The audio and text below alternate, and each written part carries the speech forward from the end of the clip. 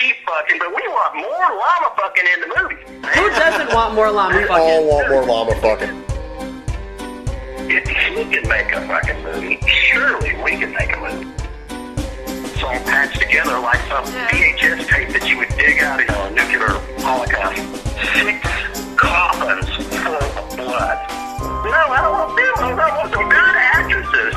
That's a fantastic llama ass. That's freedom of speech and shit. Caught dead watching. Hello, ladies, gentlemen, and everything in between, and welcome to a bonus episode of Caught Dead Watching. Man, we just had one of the most surreal experiences that when we started this podcast, we never, ever, ever thought would happen. No, we just spent 45 minutes on the phone with none other than Gibby from Barn of the Blood Llama, Kirk Hunter. He was everything but the director. Everything but the director. He was wore writer, every other hat possible. Writer, co-producer, special effects, camera, Puppeteer. and actor, and a llama-ass puppeteer. Yes. I really hope on his IMDb it says llama-ass puppeteer. If it doesn't, we need to make a new category on IMDb for llama-ass puppeteers, and he can be the only one. Absolutely. And ladies and gentlemen, this conversation is crazy. It's amazing how the story of Barn of the Blood Llama, which I knew nothing about other than this is this awesome schlocky movie that Nicole found. Like, it involves major occurrences in American history. Yes. It involves major motion pictures. It involves this movie showing in places you would never have expected. I mean, I think we say it, and I think this story of this film and where this film went afterwards and the making of it is an incredible story on par with the movie itself. Yeah, the story of getting this movie made really should be a movie itself. And Gibby, Kirk Hunter, has had an amazing life that neither one of us, expected to hear all these really cool stories. He's been making movies for many, many, many, many years. He's been in just about every different aspect of filmmaking, and he very obviously loves making movies. He obviously loves Barn of the Blood Llama. He wrote it. He appreciates how amazingly silly and wonderful it is. It's really fantastic. Yeah, while he was talking, I mean, me and Nicole just kept looking at each other wide-eyed, like, holy shit. Like, aspects of this movie that we didn't even think of were being brought to light. And we talk about, all of our favorite scenes, how they came to be. And, like, it really puts the movie in a new light. And I gotta go watch it again now. Absolutely. Oh, and I guess I should say how this happened really quick. Oh, yeah, definitely. This is supposed to be just a real quick intro, but so a few days ago, we get a message from the Caught Dead Watching Facebook page from Gibby, because he's got a Facebook page that's the character Gibby. And it says a whole bunch of stuff, but it was like, I love He wrote us the in the podcast. character of Gibby. He wrote us as Gibby, which was interesting. It was Gibby saying that he listened to the podcast and that he loved it. And then in subsequent messages, you could see that he was like responding to some things that we were saying in the podcast. So we were really excited because he had like listened to the whole thing. And we've discussed before, like, what the makers of these films' responses would be if they heard our podcast. And it turns out he loved it. Yeah, he actually said, I think your review is spot on. I really loved it. He had only positive things to say about the podcast, so that was really awesome. And in the course of talking to him over the last several days, we decided to set up an interview, and we called him tonight, and it's amazing, and it's worth every second of it. Absolutely. So, here we go, folks. Enjoy our interview with Gibby. Okay. Hey! How we doing? Hey, how's it going, man? I'm doing great. Excellent. This is Nicole. And this is Nathan. I love y'all's review of Barn. Oh, thank you so much. We love the movie. Yeah, we had so much fun watching that. Yeah, I heard about it actually from that Bad Movies review, like back in the late 90s, and it took me forever to track you down and got it from you. And oh my gosh, it was worth it. We love it so much. Well, what year was that? Because first year that we got it out in 97. We shot 90% of it in 93. Mm-hmm. And we just had a disagreement on having to blow up the barn at the end of the movie. Well, that explains why it's the 25th anniversary now. So. But that miniature was beautiful. Yeah. The mini barn? Yeah. Like, how long did it take you guys to film it? I mean, I know it took over the course of like a few years, but... Yeah, it took us about 3 months in 93 that we shot it on Super 8 film. And we went through about, 8 cameras. It's all shot on 16 and Super 8 cameras. The Super 8 cameras keep breaking and jamming. We were shooting with sound Super 8, which is a little more tricky and troublesome. But I thought it would save us a step in editing. We were going to edit it on a Media 100 system. That was way before Final Cut and iMovie and all that. So that's why part of it's black and white, part of it's color, all that. Was that just the cameras you were using, or was that a stylistic choice? That's a mistake that we just decided that we would have multiple things like, multiple tracks, because some of it's shot in video, some of it's shot in 16, some of it's shot in Super 8, and, all the color was all over the place. It's all these different types of formats, and we thought that would add to it as a crazy movie. Now, where'd the whole idea come from? Because I had never seen Killer Llamas before this came out. So what was kind of the impetus of the idea for the whole Barn of the Blood Llamas concept? The idea is basically, I had written in college. I went to film school at UT here, and we were sitting on the set of another movie. I was working with some other filmmakers, and we'd already done a TV show on Access called Cheap Peaks. I produced this thing. It's kind of a schlocky Siskel and Ebert kind of movie, TV show, series. We love the schlocky films, Russ Meyer and Corman and all those guys. And I'd set up these scenes on the show, and I can send you a couple of this, though. It's a hilarious, crazy send-up of all schlocky movies. Yes, please That'd do. Be great, and, so we did all this series of shows, and I started working on these feature films with another cohort I had here in Austin. We were all getting together, drinking beer, and getting crazy and making movies. So we were sitting on the set of Red Boy 13. It's not a schlocky film. It was kind of a serious, James Bond, little kid movie. We were shooting this thing in CinemaScope, and I was sitting there saying, "Yeah, we got to make a movie, man. We got to make it real cheap and easy, and just make it as cheap as possible." And so David Boone said, "Well, what do you got to have in the title?" "Well, you got to have barn." We got a barn. And then one of the associate producers on this film said, "Well, you can come out to my llama ranch." Wow, that's great, barn. And then llama. And then Kevin said, "Well, we got to have blood in the title, man. Blood is it." I said, "Barn of the Blood Llama." I love it. It's perfect. So about 3 months after working on that film, they decided that, "Man, we got to make this movie." And I said, "Okay." I talked to David and Kevin and I said, "Okay, well, what do you want to do?" I said, "Well, I got an old script from college called Rabbit Gecko's Bluff." They said, "What the hell is that?" Well, it's kind of a send-up to Faster Pussycat Kill Kill. And if you've ever seen 20 Million Miles from Earth, yeah, Ray Harryhausen film. Yep. So I mixed those two. I mixed Faster Pussycat Kill Kill and Ray Harryhausen film. And I put that together, and I was writing this real over-the-top, crazy-ass movie. And Kevin said, "Well, what do you want to do?" I said, "I'll take all the lizards out of my movie, and I'll come over and I'll tell you the story." So he takes out the long yellow pad and starts writing every scene that I tell him. And so I basically came up with a story with Kevin, and we just spent a round table on that and just got crazy with it. I said, "I want to have llamas going everywhere. We have all these, and I'll play Giddy, and you guys play all these characters." So we made up these characters as we went along. It's crazy. That's awesome. So we wrote the script over about 3 or 4 months, and I said, "Well, we can get a 16." Because we just saw Robert Rodriguez on the front cover of the Chronicle. And I said, if he can make a fucking movie, surely we can make a movie. Nobody was doing this in Austin at the time. Everybody and their brothers now making movies. But back then, there wasn't any real big, heavy filmmaking stuff. I was working on a lot of commercials, like Salem Cigarettes and J.C. Penney commercials as a gaffer and a sound man and stuff. But my other friends, they were working in just straight, media jobs that are here in Texas. So I said, I want to make a crazy movie, and what do we got? Well, I've got some Super 8 cameras, and we got the use of a 16 millimeter camera, but we couldn't we couldn't use it for stock and all that. And it was real hard to buy the stock in 16 and shoot it. And we already went through a whole other movie called Texas Comedy Massacre that Mark Sanbable had made.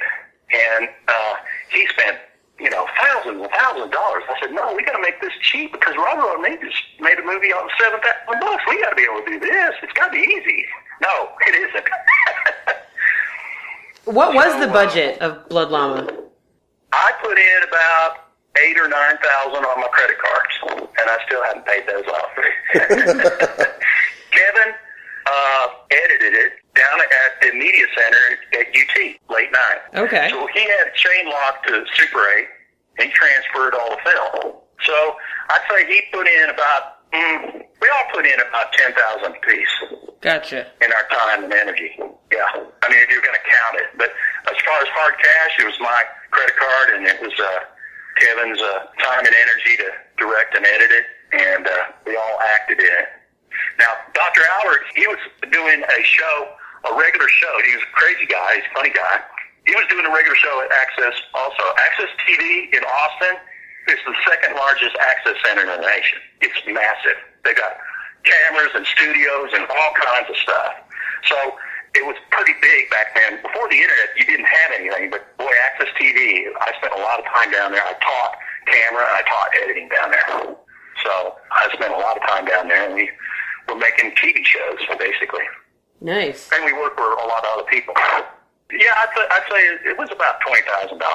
Okay. Time and energy. But hard cash, yeah, it was just fixing the cameras and buying we bought about 7 hours of Super 8 film and processed it out there at Super 8 Sound out in L.A. And they transferred it to 3/4, and then we processed that 3/4 to magnetic hard drives that Media 100 would take. So you didn't have any firewall back then. So it was all our time and energy, and we worked in these media centers. David worked in a media center at the State School of Deaf, and Kevin worked at the UT in the language lab. Did you say the School of Deaf? Transferring film. Did you say he worked at the School of Deaf? Yeah, David Boone, yeah. The guy that plays the Bliss Enabler. That's awesome. The School of Deaf. Yeah, he worked at the School of Deaf in the media center. Okay. Yeah, it's funny. But he also, I can send you some other films. David Boone is kind of the starter of all this because he's a crazy guy. He's a crazy filmmaker. And he made a movie called Invasion of the Aluminum People. I mean, Austin, that's a really big thing because that basically started South by Southwest in Austin. Oh, really? Yeah. Oh, wow. Yeah. Danny came down here. He saw that. He was blown away. And he says, you guys ought to have a regional screening of these low-budget films.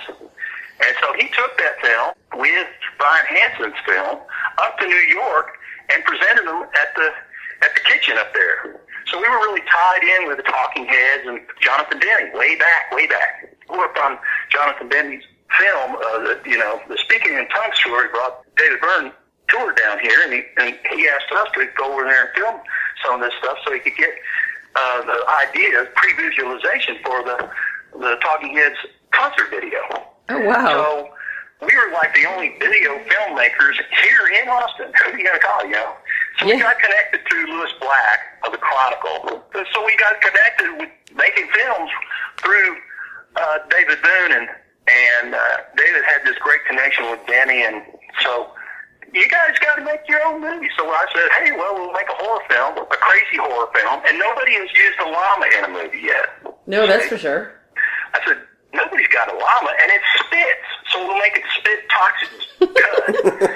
Yes. And then and all these crazy characters will come to the barn and we'll kill them off, just like 10 Little Indians, So it's a mix and match of that, and it's also, if you could see Wizard of Oz in there, everything you see is based on Wizard of Oz, the story of the journey of Homer and all that. Yeah.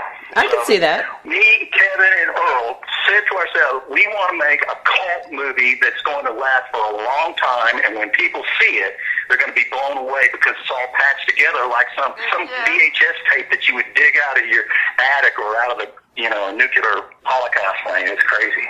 It's not something that you're really going to find, Well, here we are reviewing it 20 years later, so I guess you succeeded in making a cult movie there. Yeah, and it's our most popular episode, so people have been really, responded positively to it. Yeah, it's been around the world a couple of times, and we got the best deal out of Australia. It's so funny. When we sent a postage stamp size clip, Holodeck Entertainment wanted to see it. So we sent them a clip through the internet, the early internet. And they said, we want to distribute it in Australia. So we sent them a beta copy. This is very expensive back then. Mm-hmm. So we sent them a beta copy, and we had a screening during the 2000 Olympics at a nice screening place. And Nick Green took it over and said, we're going to distribute this film. We think it's the wackiest thing. And he said he interviewed people coming out of the theater, and they said, we want more llama fucking. Who doesn't want more llama fucking? We all want more llama fucking. We have plenty of sheep fucking, but we want more llama fucking in the movie. I said, man, this is crazy. And we got to play at the New Orleans Film Festival. We actually went there, and it got crowded, and then a couple of people walked out. They didn't like the goth thing and the mosh pit. we just put some. That was our favorite part. The funeral scene and the mosh pit is our favorite ashes part. To ashes, wall to wall, let's mosh. Yes. We loved that part so much. Now, when you filmed the mosh pit scene in the cemetery, were you playing any music for the people to mosh to? And if so, what were y'all moshing to? Oh, gosh. Somebody brought a little radio. I can't remember Kevin saying, we're just actually everybody was jumping up and down because there were skeeters and fire ants all through there. And then we found out later that fire ants in the cemetery, well, they're eating the dead bodies down there. Oh my God. So it was natural. Everybody was just, burned up, sweaty. It was crazy. It was crazy. We had to get in there and get out because, everybody in the cemetery, you don't have any rights anywhere.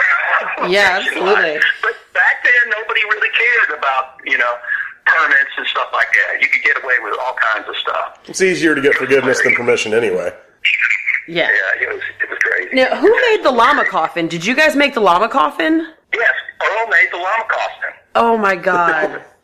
It's so awesome. Now, Paul Smith, he was special effects. At one point, I said, we got to make a better llama. And now the llama ass in the beginning is really good. That's a fantastic llama ass. I don't know, we loved it. I don't think I've ever heard that sentence before. Yeah, I still have the llama thing, and I've done other stuff with it. Oh. do we even want to ask about what? It's hilarious. The llama is still, Blessy Sue is still there. I operated the tongue and the cigarette, and it was hell shooting at against the moon, a fake moon, and all that shit. Oh, my God. It was hell getting that made. That llama and those hooves and all that stuff that you see at the beginning of the movie, as opposed to the one in the cemetery, that was a shitty one. But the one that you see that's well made, the hero llama, was made by Paul Smith, and he's a special effects guy that is just out of this world. I met him on Blood Simple. I worked on Blood Simple. Oh, wow. Set dress. Are you kidding? It's fantastic. Wow. Oh, yeah. We've been making movies since college. Yeah, I worked on that. I didn't get credit, but I did a lot of set dressing. And Paul Smith was the special effects guy. So when you see those bullet holes made in the Blood Simple, that's his deal. He pulled the plugs on that, and the light goes striking through there, and they did all the blood and the knife in the guy's hand and all that shit. Yeah. Wow. So I said, Paul, can you build me a llama? And he said, well, this Waco thing is bugging me. Will you go down to Access Center and do a live show with me, and I'll do that for trade. So I ended up having to do 32 live shows talking about Waco and the burning down of that damn Waco thing. We actually went up there to Waco during the siege. Damn. But he's a conspiracy fanatic. So I said, okay, that's a fair trade. I wasn't into all the politics of that stuff, but Access at that time was kind of like, when I saw the tank with the fire coming out of it, I said, man, that's like JFK here. I don't want to be involved with that shit. CIA's going to come and get us. See, it wasn't in it way before internet. So when you have some hot property like that, you got to play it on Access down there. That's freedom of speech and shit. Yeah, That's wild. I think about 18 or so when Waco happened. Mm-hmm. I remember watching it on TV, but you were there. That's amazing. That's incredible. Yeah. We actually went up there about a week ahead of time trying to interview some people that had been let loose of the whole Waco siege in town. And it was just a monster amount of news trucks from all over the world.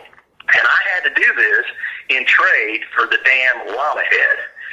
And I said, okay, I'll film all this stuff and do all this shit. And he did. It made movable mounts and movable stuff. We got the cigarette going, and it was crazy. It worked great. We got him into bed with the chick, and we had to change out the actress because they didn't want to do a llama fucking scene. It was just a madness. You would not believe. We have 5 actresses in there that are not the same, but they look alike. There's the grain of the film kind of hides it, you know. There's one scene where it's very obviously a different girl, and you guys even kind of wink, wink, nod, reference it, like. Bach says you're acting like a totally different woman, and that was pretty great. Yeah, Krishna came on to do some of the voiceover, and I said, well, let's use her in the movie in replacement of Lucinda. We have 2 Lucindas. The 2 actresses you see at the beginning of the movie that go out to the watershed and all that with Gibby and Doug in the little shed out there. Mm-hmm. Yeah, they were all crazy about that. It was great because I went over to my friend Mona Lee, who's an actress here in town that teaches, and I told her, I need some actresses that'll be in my movie. And she looked at me and she said, you want to do Barn of the Blood Llama, so you need some bimbos. And I said, no, I don't want bimbos, I want some good actresses. She sent some people over to me and Tim, and I said, man, we're going to get some really great acting in this film. It's going to be good. So they were all excited at first, but then, after about 4 months of shooting, they said, I got to go back to my work, I got to go do this, and they had all these excuses, and you know how weekend warrior shooting is hell. Yeah. Yeah. They weren't excited after a while, so we had to replace them. What's so funny is Kirsten, that replaced one of the Lucindas later in the movie, she, like 10 years later, went to Burning Man, and she said that Barn of the Blood Llama played at Burning Man in a specialized theater. Oh, my God. Out. So I went on the web, and there it is. There's a marquee with Barn of the Blood Llama plays tonight. It is on VHS on a crazy projector inside this dome thing up at the Burning Man, like 2004 or something like that. That's insane. And I said, wow. I met her over at Walmart one day. She said, it played at Burning Man. I said, really? That's crazy. So this movie really has been everywhere. It has been everywhere, yeah. Oh, yeah. At one point, Kevin told me that they were using it at some East German army facility to brainwash some psychos out of their rights. And I said, man, that's really great. The backstory is better than the movie, actually. I mean, just to get people to come and work on these things for 2 or 3 days, we had to jump through these huge hoops. Huge hoops. God, I bet. Amazing. It sounds like the life of this movie would make an incredible documentary. Yeah, you should make a movie about making this movie. That would be really great. Well, I do have behind-the-scenes stuff that we shot VHS every day, all that stuff, and I can send you those clips. Oh, absolutely. That would be amazing. All the time. And we were recording all the off-screen crazy stuff while we were waiting to do an effect. Just dragging the llama down the road. I mean, we had to go out and reshoot it because there was the wrong car that was chasing behind it. The doctor's car changed out because it had a real wreck. We put a smoke bomb in it and almost burned up the car. It's crazy. That is nuts. And the people at the barn, they didn't like us coming out there because they were practicing music. And that's where we met Spoon. Everybody said, how did you get Spoon in it? Well, they were working in the barn. That's a big art barn out here on Decker Lane. It's still out there. It wasn't really a llama ranch. It was a horse barn. Oh, really? And so we went out there and I said, hey, that's a great barn. Let's go out and talk to the owner. Owner was just like, oh, you ain't going to make no movie? We're off grid. We don't want a bunch of filmmakers here. We're making music. So we met all these musicians there. Hey, you want to put your music in this movie? It's crazy. they loved it. So tell us about your new projects that you're working on right now. I know you got a couple things in the works, so we can get that out there. Oh, yeah. I always meet people because they see clips of some of the horror films that I've worked on. About 2 years ago, Augustine Garcia saw my clip of The Devil's Tattoo, which is a trailer that me and David made and tried to produce for Demi and Roger Corman. We sent it out and tried to get money for it. Back in the day, you made a trailer and then you handed the script over and you tried to get money to make that movie. That was the formula. Mm-hmm. Okay. Nowadays, I say, don't make a trailer. Don't do that. Write your script and go shoot it yourself. That's what I tell everybody. But anyway, he saw a clip of this trailer and he said, God, I want to work with that guy. He knows what the hell he's doing. So I edited this trailer. And so I met him down through the Austin School of Film and he says, hey, I'm working on this film. Can you help me finish editing this? And I said, yeah, sure, I can do that. If you pay me, I'm there. So over last summer, we did Way Back in the Woods. Well, now he comes up with this new idea. He says, I want to make this other film called Plague Rages. And I said, okay. And he says, this is going to have a lot more blood than just Way Back in the Woods. Way Back in the Woods, the only reason I wanted to work on that is because I've never worked on a film that had not just buckets of blood or just, little cans of blood and spurting and stuff like that. This movie has 6 coffins full of blood. Oh, and nice. Devils jumping out of it. That, I need to see this. Sounds amazing. It was shot on half-inch tape, and it was ruddy as all crap. But I said, if we spruce it up with some soundtrack, nobody's going to tell. They just love it because it's got all this blood and these goth people. I'll send you a copy of it. It's the worst of worst. It's terrible. You've heard our show, right? Character. She says, this time I'm going to get 60 zombies. And I said, there ain't no way. You're not going to do that. And for sure, last weekend, we shot 60 zombies, all with blood, and they're spurting blood out of their little practical, squibs. That's where you awesome. Just pull the wire and the blood comes at you. Yeah. I got splattered with it. I had my camera all splattered with blood. It was crazy. Bet. We went way out to Cedar Creek, which is a subdivision way out there by the racetrack, and we got all. The people were just all attracted to this movie on Facebook. There's a whole mob of zombies came down there and said, I want to be a zombie, and you make me up, and all this stuff. So we're shooting that over, weekends. That's awesome. Ongoing, I just finished with another co-producer this movie, Love and Other Stunts. We just went out to Hollywood and went to the American film market and just sold it just like this last summer. Oh, wow. And it just got bought in Germany. It's going to go all over Europe. And Gary Kent is a stuntman, has been on over 140 films, and he lives here in Austin, and he was a stunt double for Jack Nicholson on 6 films. Oh, wow. And it's just, it's amazing. He's an amazing person.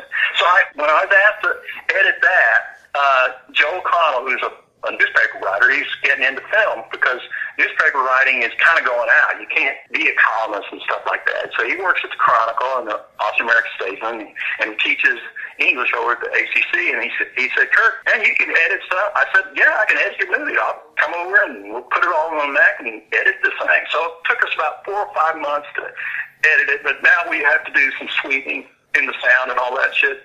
So we just finished that, and we're going to have a screening at the Alamo because the guys at the Alamo just love Gary Kent and all his films. I mean, we're talking, the Stuntman, and he's just in hundreds of movies.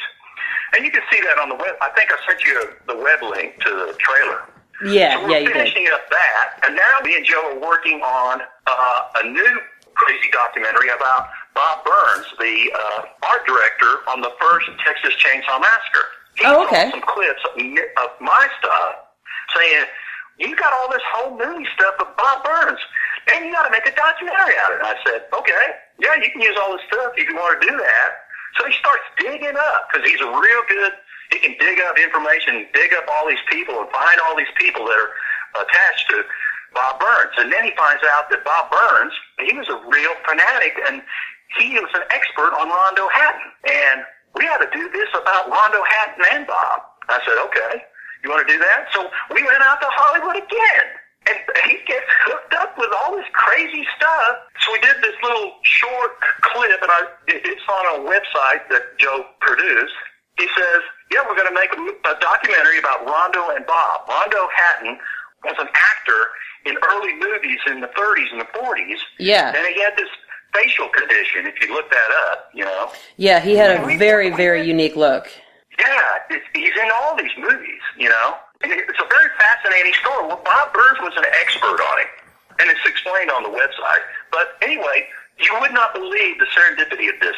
We just got off the plane like at 1 o'clock in the afternoon. I said, well, let's go down here, down this little lane down there off of Burbank. You know, he wanted to find a Wi-Fi hotspot to do some, internet.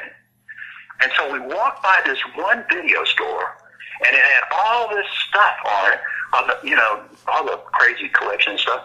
We walk in there, and lo and behold, I see the Rondo Hatton Award sitting on the wall of this video store. And I just went nuts. I said, are you kidding? I went up to the owner and I said, hey, you know Rondo Hatton? He said, yeah, we've won the award 4 times. There it is. And I said, Joe, we got to interview this guy. So I pulled out the camera. It's a different camera. I said, we'll just shoot this on the iPhone, man. We've got to interview this guy. And he says, oh, yeah, we know Bob Burns. We know all those crazy creeper movies and stuff like that. That's so apparently there is this award for Rondo Hatton. I said, man, this is amazing. This is just amazing. Mm-hmm. I couldn't believe it. So there's a lot of connection to that. And we've interviewed like 20 or 30 of all these experts on Rondo Hatton, as well as everybody that knew Bob Burns. Yeah, we can't wait to see any of that stuff. So everybody needs to look for Love and Other Stunts and get on Facebook and like the Plague Rage's Facebook page so we can keep getting updated about that, right? Oh, yeah. Absolutely. I'm working on it. It's amazing. I'm working on, 4 or 5 films and all these other things bubble up. And I've even got 3 little shorts that I'm working with these other producers. I shoot and edit. That's why I just, this last year I've been so busy. It's amazing. But boy, 2 or 3 years ago, I don't know what happened, but I wasn't doing anything. It just bubbles up. One time you're really, really busy, and then sometimes it's just you go months and you're just thinking of new ideas. I've got several scripts that I want to do, but everybody else wants to do their crazy horror films. Is there ever a chance of a sequel to Barn of the Blood Llama? We jammed on that for several years afterwards because we got so much play. I mean, when we played this at a Pizza Hut, that was the only big screen in town at the time. It was so packed. I said, and this was before Facebook, it was so packed they had to call the fire department. Oh my gosh. Marshall came in there and said, we got to shut your movie off. You got too many people in here drinking beer and having pizza. You shut down a Pizza Hut. That's amazing. Their asses off, and they said, okay, fuck it. It's crazy. This is the first couple of times we played it. And everybody just like went nuts. And I even recorded it on a audio cassette. And they hit every mark on laughing their asses off because they said, oh gosh, it's just crazy ass hell. That's awesome. I just saw the other day on Amazon, they're selling a VHS copy for $150. Oh, wow. I could not believe it. I would love to have a VHS copy of it. I don't know if I'd pay $150, but I'd love to have it. VHS. That's amazing. My house right here. You can sell those on eBay. Oh, yeah. After you send us a couple. Oh, I know. Yes. Well, first, eBay has a rule. There's no bestiality. That's a big bad rule. That's really a rule on eBay? Yeah. Oh, okay. Yeah, you can't have VHS that has that sexual diversion. But it's because, it's comedy, It's not real. That's the thing. That's what I don't understand. Yeah, it's totally allowed at Pizza Hut. This is different bestiality. It's changed since everything's out there now. This is fun bestiality. It's crazy. It's crazy what the rules are. So, I know it's strange. So I make everybody, just write me and say, send me a money order. I get a kick out of that shit. I can't believe I like I'm some old curmudgeon back here. I got a big kick out of the money order situation. Well, we talked about making a sequel called Bloodshed. It's what's happening out there in the That's shed. brilliant. Yes. Back, and we got the big great Acuna, and the actor come in there, and it's all kind of based on.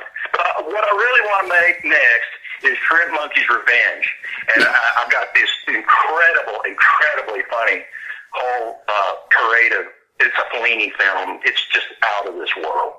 We've got too many bigger and better things to do, you know. They say, cut your losses. Listen to what John Carpenter says, you know. He says, you got to have 5 pans in the fire at any good time. Well, whatever you make, we will watch. That's for sure. It would be amazing. You guys got to come to South by Southwest and do a podcast and just hang out. And, God, you wouldn't believe it. This town is nuts for film and music. It's just absolutely crazy. I've not been to Austin. We need to go. It'd be a lot of fun. We need to do that. Yeah. I mean, you know, there's lots of stuff going on, you know, just other than these low-budget things. Rick has a studio, and Robert Rodriguez has a huge studio. I've gone out there and been in this Dusk to Dawn series as just a background extra.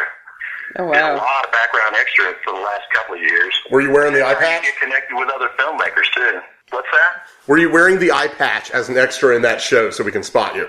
Oh, man. You mean Dusk to Dawn? They wouldn't let me. Oh. Costumer. Darn it. We love the eye patch. Yeah, I still have it. Yeah, Earl came up with that. He said, yeah, we'll switch it every scene. You have problems with both eyes. Yes. Now, you guys are going to have to watch the movie because I'm going to give you a pop test. Name the 5 disease syndromes that start with a T. Send that to me in Facebook. Oh, gosh. I'm pretty good, and I can't think of it. So, yeah, I'll come up with it. One of them is tinnitus. But all the rest, you gotta figure it out. There's a lot of interweaving subtext in this crazy movie. And we really sat down and said, what are filmmakers, when they see this movie, filmmakers are gonna get? We wanted to do that purposely. Yeah. We're sitting there saying, we got to make a joke on all this stuff. I said, well, some of the things, I really hate bowling, you know, so let's make fun of bowling, with a bowling bag with a girl's head in it, you know, and we love the homage of Brain That Wouldn't Die. Yeah. I've got to send you some of these cheap peeks. When you see the cheap peek series, you'll understand our craziness, because this TV series that I produced is just totally whacked out, and I had some really whacked out friends back then that were working in film. This is right before, you have to understand there was a section in filmmaking in Austin, right after Texas Chainsaw Massacre, and right after Blood Simple. I put Austin on the map. But right after that, there was no filmmaking there before Rick and Robert. We were making lots of films and stuff. Yeah.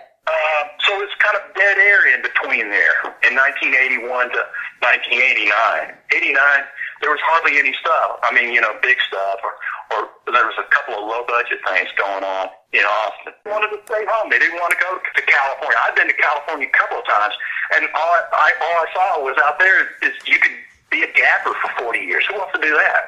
Mm-hmm. So just as Robert Rodriguez made his film, everybody says, oh, man, if you can make a film, we can make a movie on Super 8 and see how crazy it goes, you know. We didn't know what kind of time trap that was going to be, and it turned into a real headache for a while. Luckily we finished editing it. Luckily we started putting it into film festivals and got tons of rejection. We got rejected from South by Southwest, you know, and I even knew the director of it. I knew Lewis Black and stuff. It didn't make anything. Nobody wanted to take on a schlocky film. But we were of the Corman and the Russ Meyer and the Jonathan Demme and all these, you know, low-budget filmmakers. I always figured you've got to make horror films and cheap schlocky films at the beginning of your career. Even Martin Scorsese will say this. He says you've got to make these schlocky films before you get to make the big movies. Look at Peter Jackson. You've got to have a resume. Yeah, absolutely. And you've got to make people stars in your movie. Mm-hmm. I mean, everybody will say that at the beginning of filmmaking. Well, man, this has been really awesome. We really appreciate you talking to us. This has been such a fun interview. Yeah, so much. This has been great. This is. I'm so glad you guys liked it. I mean, I was just popping through looking at websites, and I said, wow, somebody watched it. All right. Yeah. Seen this podcast. That's great. We watched it, and we loved it. Yes, absolutely. And we've turned several friends onto it as well. So, and everybody really loves it.